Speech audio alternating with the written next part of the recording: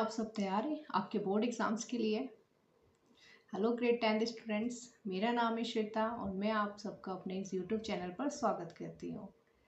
आज जो है मैं आपका पहला चैप्टर जो है मतलब वास्तविक संख्या उसे स्टार्ट कराने वाली हूँ।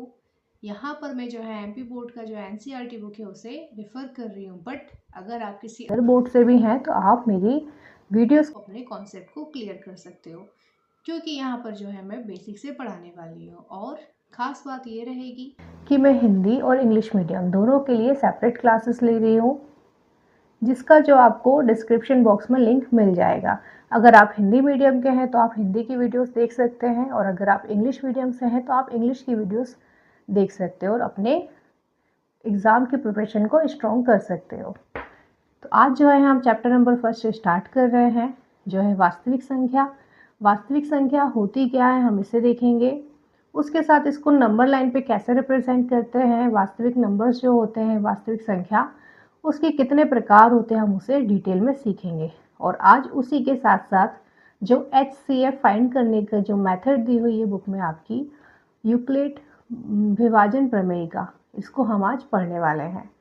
तो चलिए स्टार्ट करते हैं हमारी आज की क्लास। तो ग्रेड 10th स्टूडेंट्स, हम यहाँ पर आपका चैप्टर फर्स्ट जो है स्टार्ट कर रहे हैं, जिसका फर्स्ट चैप्टर है बेटा वास्तविक संख्या है। इसको मैं एनसीईआरटी ले रही हूँ एमपी बोर्ड के। ये मैं एमपी बोर्ड ले रही हूँ एनसीईआरटी। तो जो भी बच्चे हैं वो मेरे साथ जो है अपनी तैयारियां स्टार्ट कर सकते हैं एग्ज़ाम्स की, क्योंकि आपकी भी क्या है, बोर्ड एग्ज़ाम्स है। अच्छा होगा कि आप भी अभी से अपनी तैयारियां स्टार्ट कर दें। पहला चैप्टर है आपका वास्तविक संख्या है। हम फर्स्ट चैप्टर से स्टार्ट करेंगे, हम सीक्वेंस में ही चलेंगे, जो जो बुक में पढ़ाया है उसको एक एक पेज को हम कवर करके चलेंगे, कोई एग्जाम्पल नहीं छोड़ेंगे, कोई भी क्वेश्चन नहीं छोड़ेंगे, और इससे रिलेटेड जो भी क्वेश्चन है उसको भी हम एक्स्ट्रा सीखेंगे इन क्लासेस में। ओके, तो बने रहिए, और भी जो इम्पोर्टेंट क्वेश्चन है जो एग्जाम्स में आएंगे सब कुछ हम यहाँ पर डिटेल में सीखने वाले हैं। पहला चैप्टर है बच्चा वास्तविक संख्याएं। वास्तविक संख्याएं क्या होती हैं हम इसको देखते हैं। वास्तविक संख्याओं के प्रकार कितने हैं हम इसको सीखते हैं। वास्तविक संख्याएं बच्चों क्या होती हैं, जो संख्याएं आपको याद होगा आपने 8th क्लास में या 9th में 7th में ये पढ़ा होगा कि नंबर लाइन क्या होती है। संख्या रेखा, संख्या रेखा के ऊपर हम नंबर्स बताते थे, आपको याद होगा। राइट साइड पर जो है हम प्लस के साइन वाले जो नंबर्स होते थे उन्हें बताते थे, लेफ्ट पर माइनस वाले। ओके, तो ये जो नंबर लेखा मतलब वास्तविक संख्याएं जो होती हैं वो संख्याएं जिन्हें हम नंबर लाइन पर बता सकते हैं। चैप्टर नंबर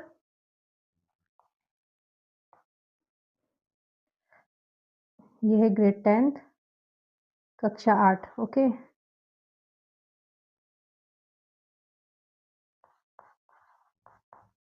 8 नहीं सॉरी 10th। क्या है बच्चा, पार्ट 1 वास्तविक संख्या। ओके, क्या है वास्तविक संख्याएं।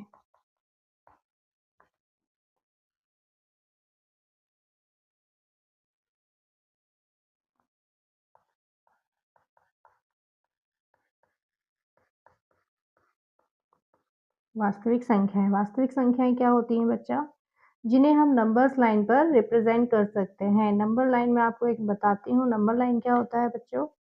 जैसे एक कोई नंबर लाइन ली हमने, ये है, अब ये राइट साइड पे भी जाएगी और हम इसको ये लेफ्ट साइड पर भी लेके जाएंगे। तो यहाँ पर मैं एक पॉइंट ले लेती हूँ, ये 0, या यहाँ पर ना लेके मैं इसको यहाँ लेती हूँ, रुको, सेंटर में ले देती हूँ मैं 0। ओके, तो जो ये राइट साइड को जाते हैं नंबर्स वो प्लस वाले नंबर्स जाते हैं, और जो लेफ्ट वाला नंबर होता है वो लेफ्ट साइड को, मतलब माइनस वाले जो साइन होते हैं वो लेफ्ट साइड को बढ़ते हैं। तो 0 से अगर हम यहाँ से आगे को लेंगे 1 2 3, इसी स्टेप में इक्वल डिस्टेंस में ये आगे बढ़ता है, मतलब समान दूरी पर ये आगे बढ़ता है। तो ये 1 2 3 4 5, माइनस का 1 -2, लेफ्ट में क्या जाएगा बच्चा, माइनस वाली वैल्यू, इस तरह से ये आगे और बढ़ता जाएगा। ओके, तो ये था क्या, नंबर लाइन। अब बताया वास्तविक संख्याएँ क्या होती हैं? वह संख्याएँ जिन्हें हम नंबर लाइन पर लिख सकते हैं। ओके, जिन जिन नंबर्स को हम नंबर लाइन पर दर्शा सकते हैं, वो क्या होंगी? वास्तविक संख्याएँ होती हैं। ओके, वास्तविक संख्याएँ ये होती हैं बच्चा, जिन संख्याओं को हम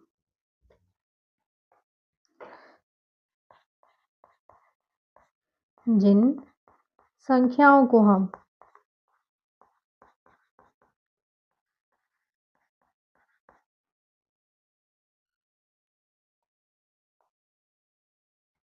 जिन संख्याओं को हम नंबर लाइन पर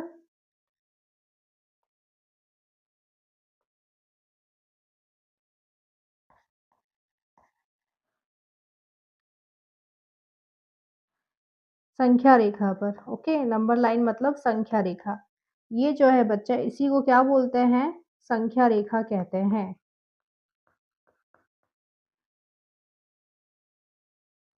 संख्या रेखा। मैंने आपको बताया प्लस वाली साइड पर, प्लस वाली नंबर्स राइट साइड को, माइनस वाले लेफ्ट साइड को। तो जिन संख्याओं को हम संख्या रेखा पर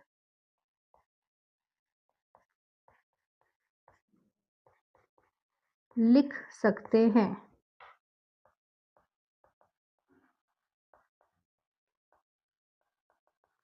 वह सब क्या होती हैं बच्चों? वास्तविक संख्याएं होती हैं। वह सारी संख्याएं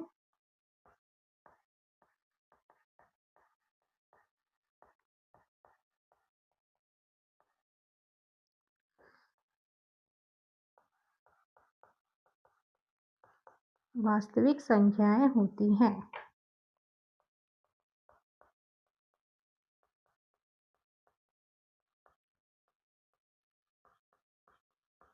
होती है। ये सारी संख्याएं क्या होती हैं बच्चों? वास्तविक संख्याएं होती हैं। मैंने ये वीडियो 10th की वीडियो हिंदी में भी बनाई है, इंग्लिश मीडियम में भी बनाई है, क्योंकि हमारे एमपी बोर्ड में क्या होता है, हिंदी मीडियम वाले बच्चे भी होते हैं, इंग्लिश मीडियम वाले बच्चे भी होते हैं। तो उन्हें किसी भी तरह का कोई डाउट ना हो, इसलिए मैं इनको दो दो अलग अलग लैंग्वेज में बना रही हूँ, जिससे आपके सारा कॉन्सेप्ट जो है क्लियर हो जाएगा। तो यहाँ पर आपको कोई बहाना भी नहीं रहेगा कि मैम आया ही नहीं समझ में, क्या क्वेश्चन था, कुछ समझ नहीं आया। ओके, यहाँ ये कोई किसी की कंप्लेन नहीं होने वाली है। तो ये थी पूरी वास्तविक संख्याएं पार्ट पार्ट 1 में। ओके, और संख्या रेखा मैंने बताई है।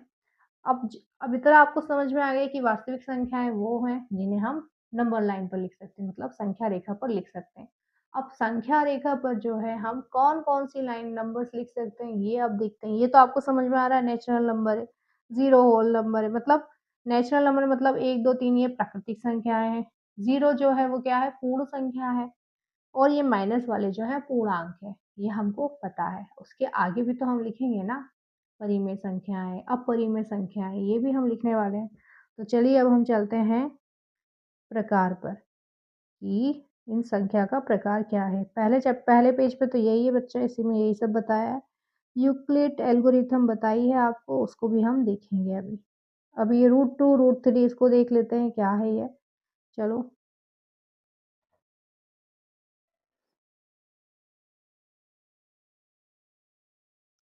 अब देखते हैं इसके प्रकार। किसका? वास्तविक संख्याओं के प्रकार कितने होते हैं, क्या होते हैं। टॉपिक डाल लो आप, लिखो वास्तविक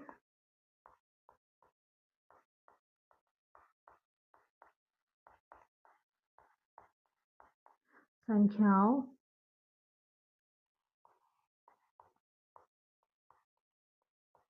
के प्रकार। ओके, वास्तविक संख्याओं के प्रकार कितने होते हैं, क्या होते हैं, हम इसको सीखेंगे यहाँ पर।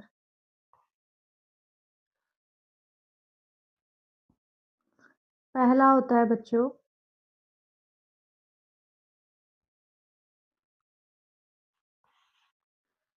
प्राकृतिक संख्या।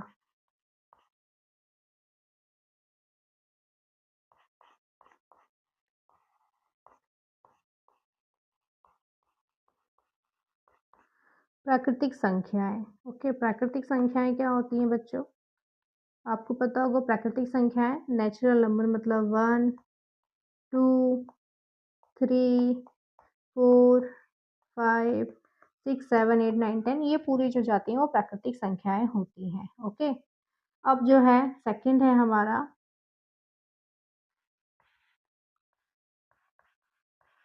पूर्ण संख्याएं। सेकंड क्या है? पूर्ण संख्याएं। पूर्ण संख्याएं क्या होती हैं बच्चों? जिसमें ज़ीरो भी आता है, मतलब ज़ीरो प्लस प्राकृतिक संख्या है, मतलब नेचुरल नंबर। ओके, थोड़ा आपको इंग्लिश भी सीखना चाहिए। मैं बीच-बीच में इंग्लिश भी बोल रही हूँ ताकि आपको कोई डाउट ना रहे।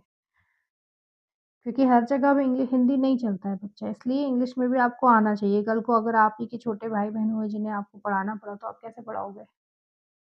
तो पूर्ण संख्याएँ क्या है? 0 प्लस n मतलब नेचुरल नंबर, जिसमें मतलब इसका है 0 भी आता है और उसके बाद नेचुरल नंबर सारे 0, 1, 2, 3, 4, 5 तो ये सब क्या है? पूर्ण संख्याएँ होती हैं। तीसरा प्रकार है बेटा इसका पूर्णांक। तीसरा प्रकार है इसका पूर्णांक। आपको पूरे नोट्स जिस तरह से मैं लिखवा रही हूँ, आप नोट्स बना लोगे आपके भी तो आपको हेल्प मिल जाएगी। पूर्णांक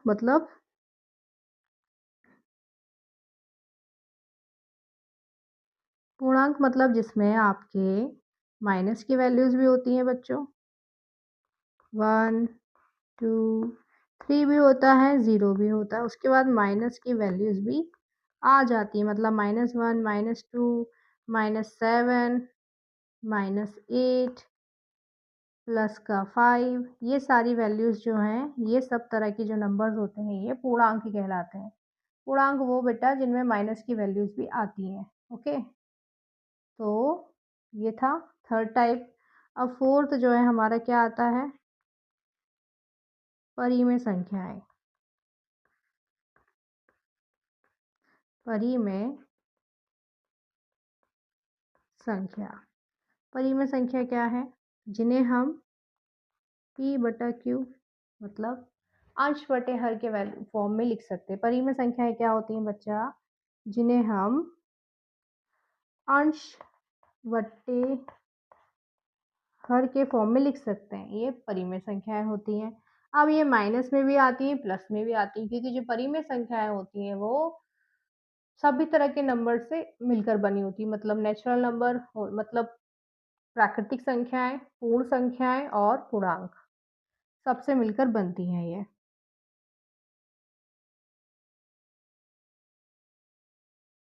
जैसे कि 2/3 ले लिया हमने, माइनस का 5/4 मतलब माइनस का 5/4, 6/5, 0/2, 0/2 भी होगा, बट परिमेय संख्या का क्या कंडीशन होता है? क्यू जो वैल्यू है वो ज़ीरो नहीं होनी चाहिए, मतलब नीचे ज़ीरो नहीं आना चाहिए। हर की वैल्यू कभी भी ज़ीरो नहीं होगी यहाँ। और हम ले लेते हैं यहाँ पे 3/7। इस तरह के जो नंबर्स है जिन्हें हम क्या लिखते हैं बच्चों? फ्रैक्शन में लिखते हैं, मतलब इस तरह से हम जब लिखते हैं उसको हम क्या बोलते हैं? परिमेय संख्या है। अब आती है, अभी 4 ही प्रकार हुए हैं, अब आता है लास्ट प्रकार, कौन सा? 5वां, अपरिमेय संख्या। अपरिमेय संख्या है बेटा वो जिन्हें हम, आपको पता है परिमेय संख्या को हमने p/q के फॉर्म में लिखा था, बट अपरिमेय संख्याएं वे संख्याएं जिन्हें हम अंश बटे हर के फॉर्म में नहीं लिख सकते। इसमें नहीं लिख सकते। ओके, इस फॉर्म में हम इसको नहीं लिख सकते। ये क्या होंगे? सारे अपरिमेय संख्याएं, जैसे √2, √3, ओके, √5, पाई की वैल्यू। ओके, जिसका मतलब 2 पर जब आप मतलब अंडर रूट लगाते हो, मतलब स्क्वायर रूट जो होता है उसको लगाते हो, √3, √4 इस तरह की जो वैल्यूज़ होती हैं, ये वाली जो वैल्यूज़ होती हैं, इनको हम अंश बटा हर के फॉर्म में नहीं लिख सकते। तो ये क्या होती है? अपरिमेय संख्याएँ होती है। पर क्या है, इनको हम नंबर लाइन पर बता सकते हैं। मतलब ये जितने भी नंबर्स हैं बच्चों, ये जितने भी नंबर्स हैं, ये जितने भी नंबर्स हैं, इनको हम संख्या रेखा पर लिखकर बता सकते हैं। यहाँ पर हम इसको बता रहे हैं, संख्या रेखा पर लिख सकते हैं। इसलिए क्या है ये, संख्या रेखा पर हम इसको लिख सकते हैं, इसलिए क्या है, इनको हम वास्तविक संख्याएँ कहते हैं। ये वास्तविक संख्याओं के प्रकार हैं। कितने प्रकार हैं? 5 प्रकार होते हैं बच्चों। 5 में है पहला प्राकृतिक संख्याएँ, फिर पूर्ण संख्याएँ, फिर पूर्णांक है, फिर परिमेय संख्या, फिर अपरिमेय संख्या। ओके, इस तरह से 5 प्रकार होते हैं। अब चलिए अब हम देखते हैं अपरिमेय संख्याएँ में जो मतलब √2, √3, पाई की वैल्यू क्यों अपरिमेय है, मतलब इनको हम परिमेय संख्या क्यों नहीं कह सकते? तो हम इसको डिटेल में सीखते हैं, चलिए।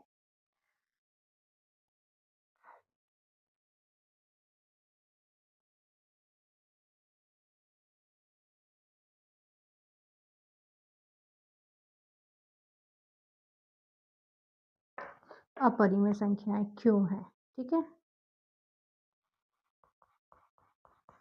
अपरिमेय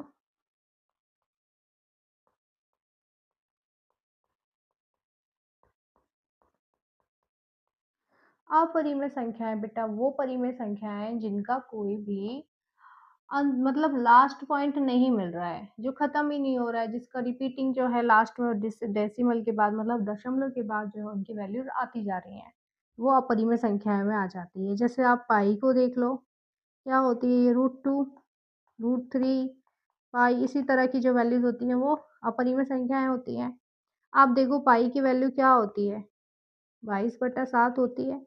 अगर आप इसको डिवाइड करोगे बच्चों तो ये क्या है, इस बहुत लंबे फॉर्म में आगे बढ़ती जाती है। 3 पॉइंट मतलब 3.1, 4, 1, 5, 9, 2, 6, 5, 3, 5 और भी यहीं ख़त्म नहीं हो रही है, ये आगे बढ़ती जा रही है। तो इस कंडीशन में क्या कहेंगे इसको कि यहाँ पर ये मतलब दशमलव के जो बाद है ये क्या है? ख़त्म नहीं हो रहा है, मतलब इसका दशमलव जो है ख़त्म नहीं हो रहा है। दशमलव जो है मतलब डेसिमल जो है समाप्त नहीं हो रहा है, मतलब इसका दशमलव जो है ख़त्म नहीं हो रहा है, एंड नहीं हो रहा है, इसका एंड नहीं हो रहा है। और क्या हो रहा है, ये यहाँ पे रिपीट भी नहीं हो रहा है। देखो यहाँ पे 1 4 आ गया। कुछ-कुछ नंबर्स होते हैं ना, जैसे हमने लिखा है यहाँ पे 1.333333 ये इस तरह से बढ़ता जा रहा है, हम यहाँ पे बार लगा देते हैं ऊपर।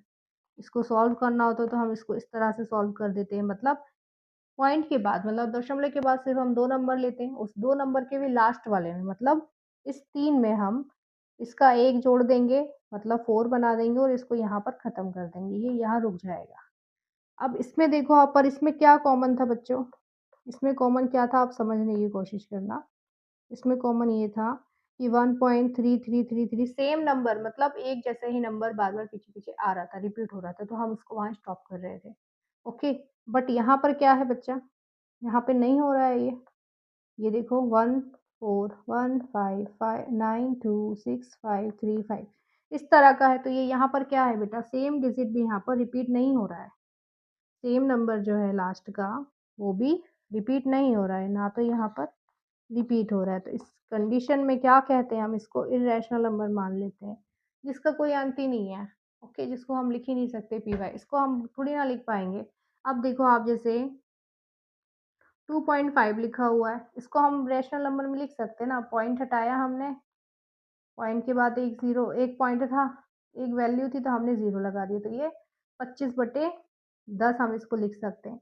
पर आप देखो आप इसको लिख सकते हो क्या? इसको नहीं लिख सकते क्योंकि इसके पॉइंट के बाद कितने सारे नंबर्स हैं हमको नहीं पता ना, कितने सारे नंबर्स हैं, इसलिए इसको हम अपरिमेय संख्याओं में लिखते हैं, जिन्हें हम क्या है, ये रिपीट भी नहीं हो रहा है ना।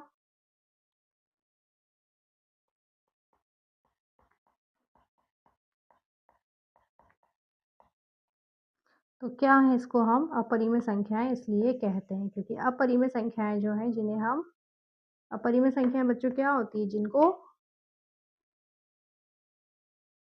अपरिमेय संख्याएं जिन्हें पी वाई क्यू के फॉर्म में नहीं लिख सकते, के फॉर्म में या रूप में, मुझे थोड़ा थोड़ा हिंदी याद आ, इंग्लिश हिंदी याद आ जाता है, के रूप में नहीं लिख सकते। क्यों नहीं लिख सकते, मैंने आपको बताया क्योंकि हम 2.5 को लिख पाएंगे कैसे, 25 बटा 1 पॉइंट हटाया 1 0 लगाया, तो 25 बटे 10 लिख सकते हैं, पर यहाँ पर हमको नहीं पता पॉइंट के बाद कितनी सारी वैल्यू है, इसलिए हम इसको इसके रूप में नहीं लिख सकते। इसलिए ये अपरिमेय संख्याएं होती हैं। ओके, इसलिए इसको क्या बोल देते हैं बच्चों, अपरिमेय संख्या। ओके, ये था अपरिमेय संख्याएं क्यों है, बट इनको वास्तविक संख्याएं कहते हैं क्योंकि इनको हम संख्या रेखा पर बता देते हैं, इनको हम संख्या रेखा पर लिख सकते हैं। ओके, तो चलिए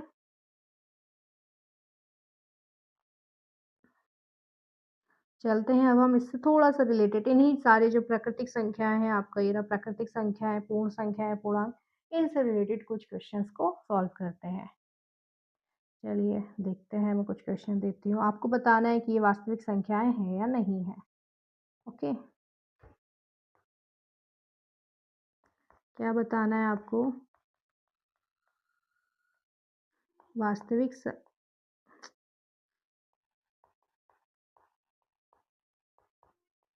संख्या है या नहीं है।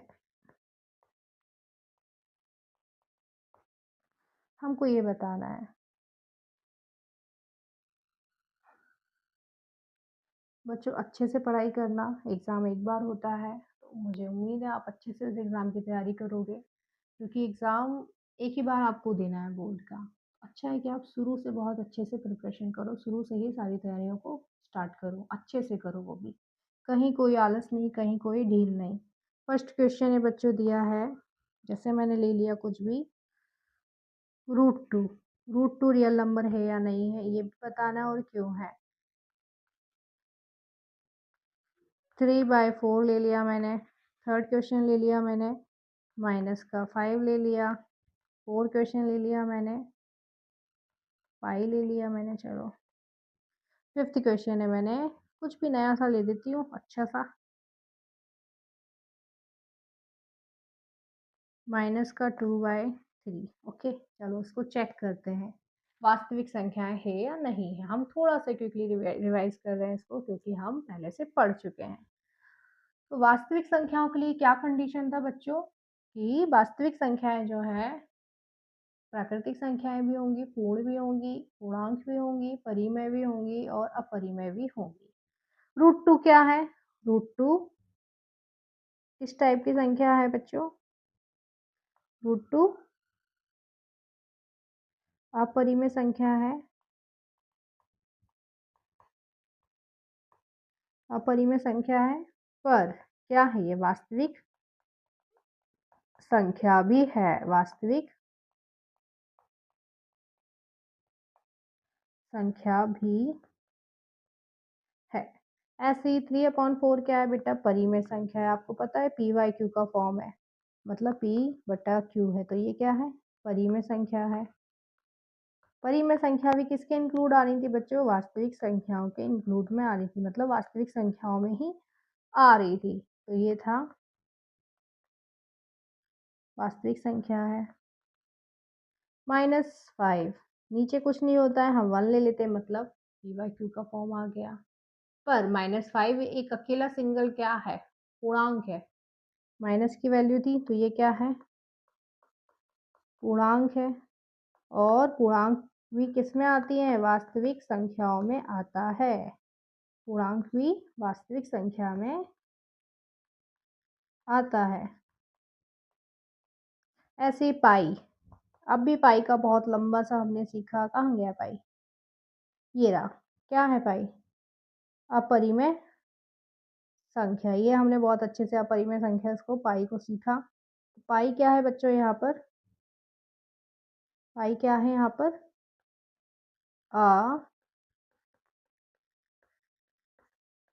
परिमेय संख्या। अब अपरिमेय संख्याएं आती है ना वास्तविक संख्याओं में, तो क्या है ये? वास्तविक संख्या भी है।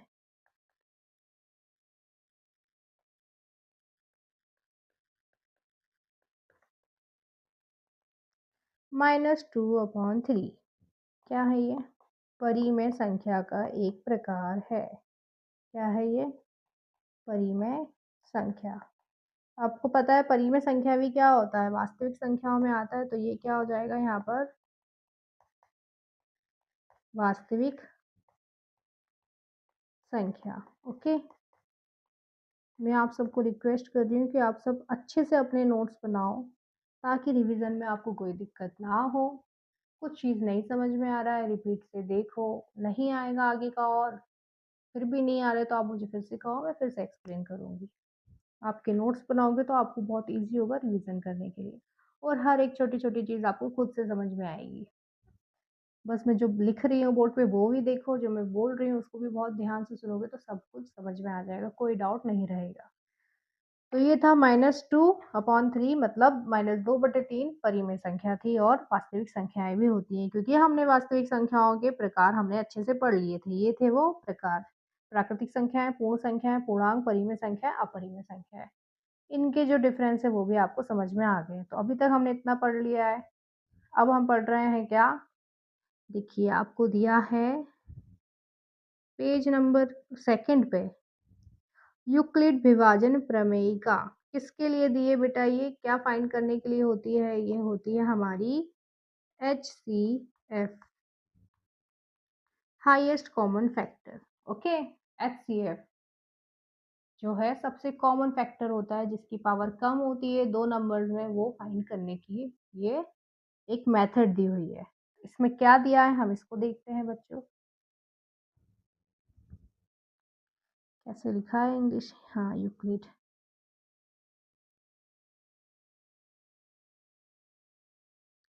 तो चलो इसको देखते हैं हम क्या दिया है इसमें।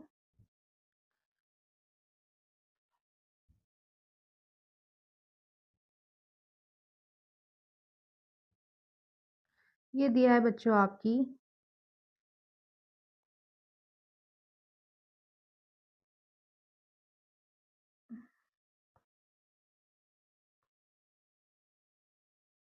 दी है ये यूक्लिड विभाजन प्रमेयिका। ओके, एक मेथड दी हुई है। कैसी मेथड है? इसको जो है इंग्लिश में बोलते हैं बच्चा, इंग्लिश में भी मैं लिख देती हूँ, ये यूक्लिड्स लैम्बा डिवीजन मेथड। ओके, इसमें इन्होंने क्या बताया है? ये प्रमेयिका का मतलब होता है मेथड। ओके, तो इन्होंने इसमें क्या बताया है? जैसे भी कोई दो नंबर्स दिए हुए हैं हमको, जिन्हें हमें डिवाइड करना है। दो नंबर हम कुछ भी ले लेंगे, दो नंबर मतलब किसी भी तरह के दो नंबर। जैसे हमें दे दिया इन्होंने ए और बी। अब इन ए और बी में कंडीशन दी हुई है बेटा, अगर ए की वैल्यू बड़ी होती है, ए की वैल्यू बड़ी होती है या नहीं भी होगी तो भी हम इसी मेथड को यूज करेंगे एचसीएफ फाइंड करने के लिए। इसमें वैसे दिया हुआ है कि अगर ए की वैल्यू बड़ी होती है बी से, तो क्या होता है? A equals to B into Q plus का आर होता है। ओके, क्यू मतलब हिंदी में बोलेंगे कोशेंट, मतलब शेषफल, और आर मतलब वो सॉरी शेषफल आर होगा और भागफल जो है कोशेंट होता है। ओके, तो ये क्या है? क्यू क्या होता है? भागफल होता है बच्चा। आर क्या होता है? यहाँ पे शेषफल होता है। ये हमारा होता है। ओके, और इसके आगे इन्होंने बोला है इसमें क्या होगा? आर जो है बेटा, आर और बी, 0 R B तीनों में इन्होंने एक कनेक्शन दे रखा है। क्या है? आर की जो वैल्यू है वो क्या हो सकती है? ज़ीरो से बड़ी भी हो सकती है और ज़ीरो के इक्वल भी हो सकती है। मतलब जो रिमाइंडर आता है हमारा जो हमेशा शेषफल आता है वो ज़ीरो भी आ सकता है और ज़ीरो से बड़ा भी आ सकता है। और हमेशा b की वैल्यू जो है वो r से बड़ी रहती है। ये इन्होंने यहाँ पर कंडीशन दे रखी है। ओके, ये आपको पता है बेटा। जैसे अब मैं यहाँ पर ही ले लेती हूँ, जैसे मैंने 2 ले लिया, यहाँ पे a की वैल्यू मैंने 4 ले ली, 3 ले लिया। ओके, अब आपको पता है यहाँ पे 4 बड़ा हो गया, इसी कंडीशन में देखो 4 बड़ा हो गया 3 से।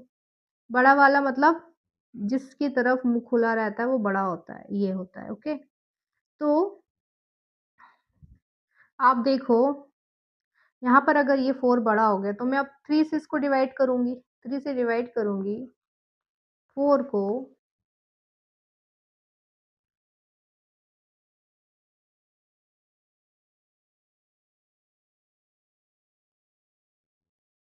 तो ये जो है यहाँ पर 3 1 ज़ा 3, 3 1 टाइम पे गया। अब ये जो b की वैल्यू है बेटा, b की वैल्यू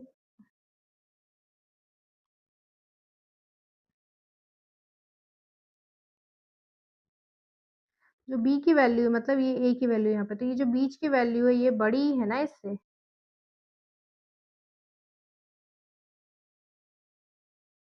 अरे इस b की वैल्यू नहीं, सॉरी, इस 3 की वैल्यू, ये जो रिमाइंडर आएगा 1, इससे बड़ा रहेगा ना।